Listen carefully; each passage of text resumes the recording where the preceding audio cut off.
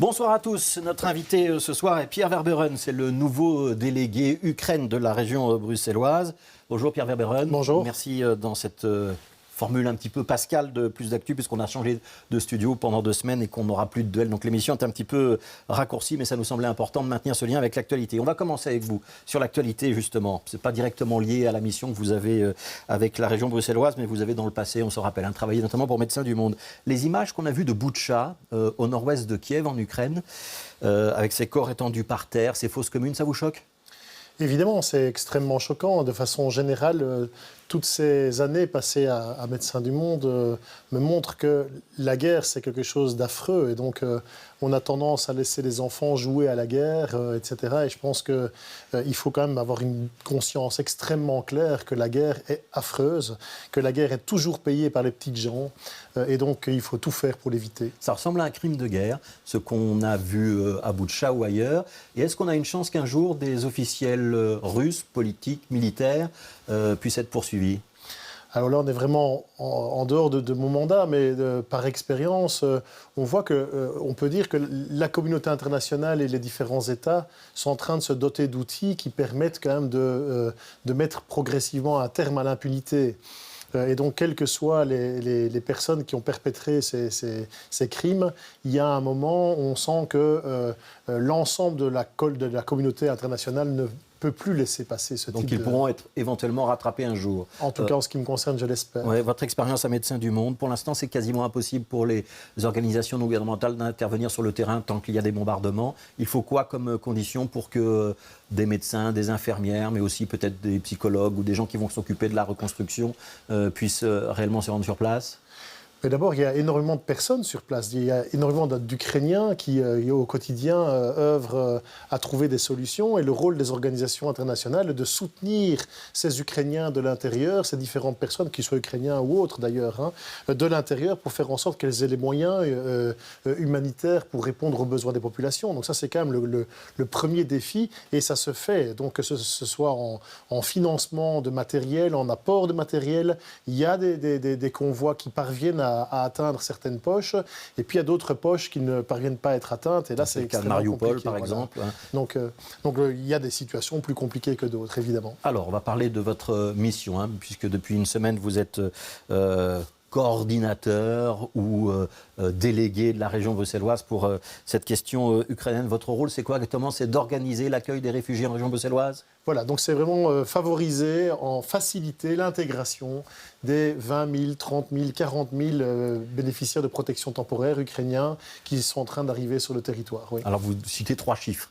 On a Sami Madi qui a évoqué le chiffre de 200 000 à terme pour l'ensemble du royaume.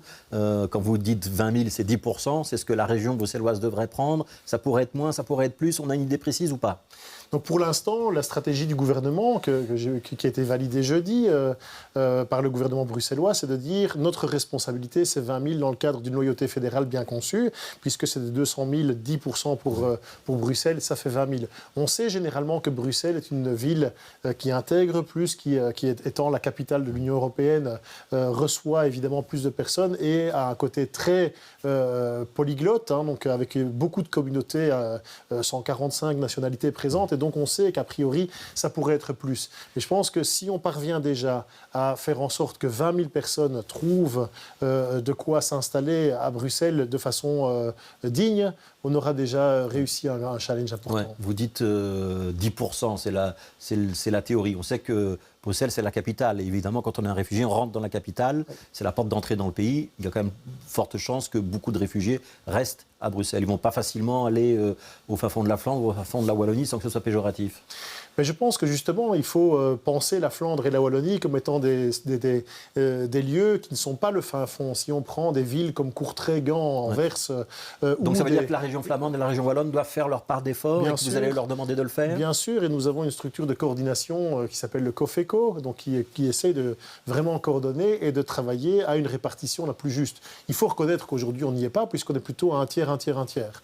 Et donc, la région bruxelloise est aujourd'hui une terre d'accueil pour pour un tiers des Ukrainiens. Et au jour d'aujourd'hui, on doit être à un peu moins de 30 000 personnes qui sont quand même déjà arrivées sur le territoire belge. Ça veut dire qu'il y en a à peu près 10 000 à Bruxelles, voilà, si je calcule bien. Pour loger 20 000 personnes, ça veut dire qu'il faut trouver des hébergements. Vous allez les trouver où ?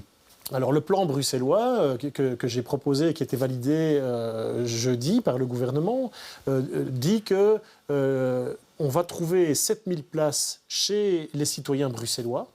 Et donc, il y a tout un travail de communication avec les citoyens bruxellois pour arriver à ce qu'on soutienne leur solidarité. Pour l'instant, cette solidarité, par exemple, est gratuite. Donc, les Bruxellois ne demandent rien en échange.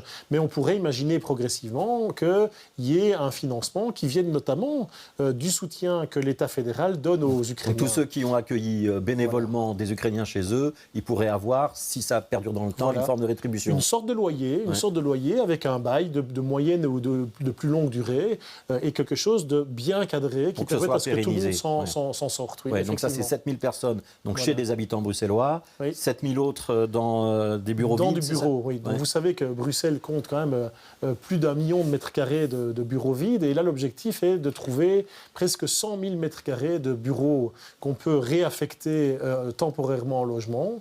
Et donc, il s'agit d'infrastructures collectives où donc des Ukrainiens vivront de façon collective, des unités de 30, 40, 50, voire parfois plus de personnes. Et là, on a déjà reçu une série d'offres du secteur immobilier qui dit, ben voilà, j'ai un projet, mais ce projet ne pourra se réaliser que dans 3 ans, parce que le temps d'avoir l'étude de faisabilité, le permis d'urbanisme et faire les marchés pour avoir des entrepreneurs, ça va prendre du temps.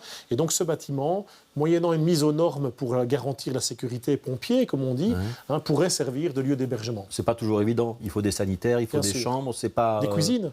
C'est pas toujours facile. C'est très difficile. Il y a également des terrains avec des installations modulaires. C'est notamment Didier Gauzuin qui a proposé ça pour Oderghem. Ça vous semble une bonne solution ou ça va ressembler à des camps un peu ghetto sur lesquels on va installer des préfabriqués?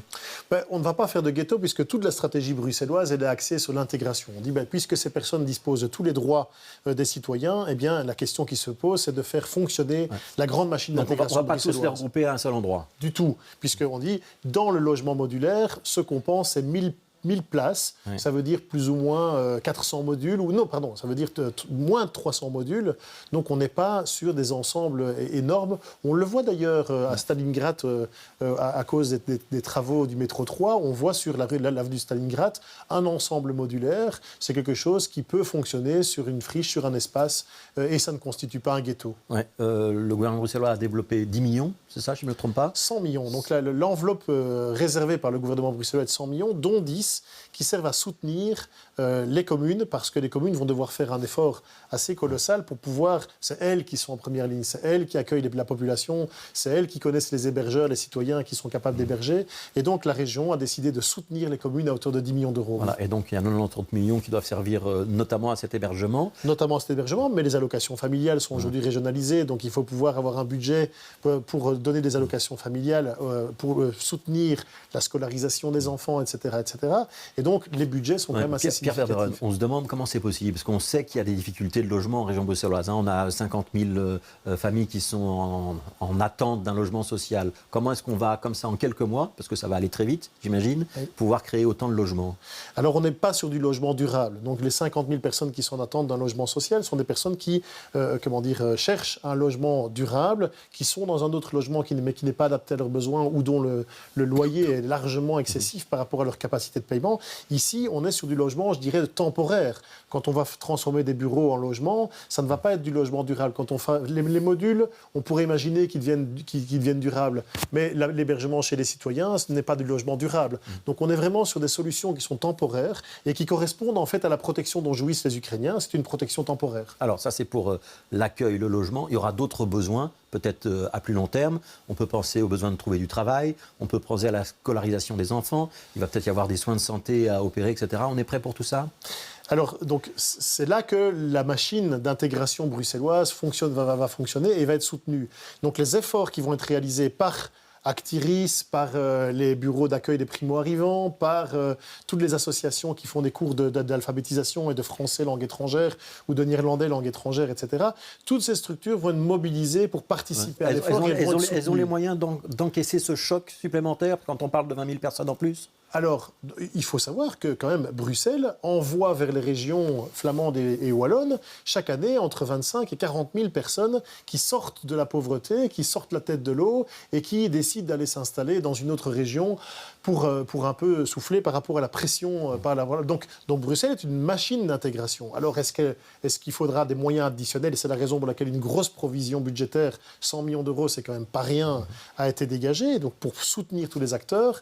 Mais l'idée est de ne pas créer des réserves d'Indiens, si je peux m'exprimer comme ça, mais de n'avoir qu'un seul standard. Et donc, à partir du moment où les Ukrainiens bénéficient de la protection et de tous les droits, alors ils rentrent dans l'ensemble des personnes qui doivent pouvoir jouir des services bruxellois. Et donc, c'est tous les services bruxellois qui doivent recevoir les moyens d'absorber une population additionnelle. Ouais, les enfants, ils seront scolarisés?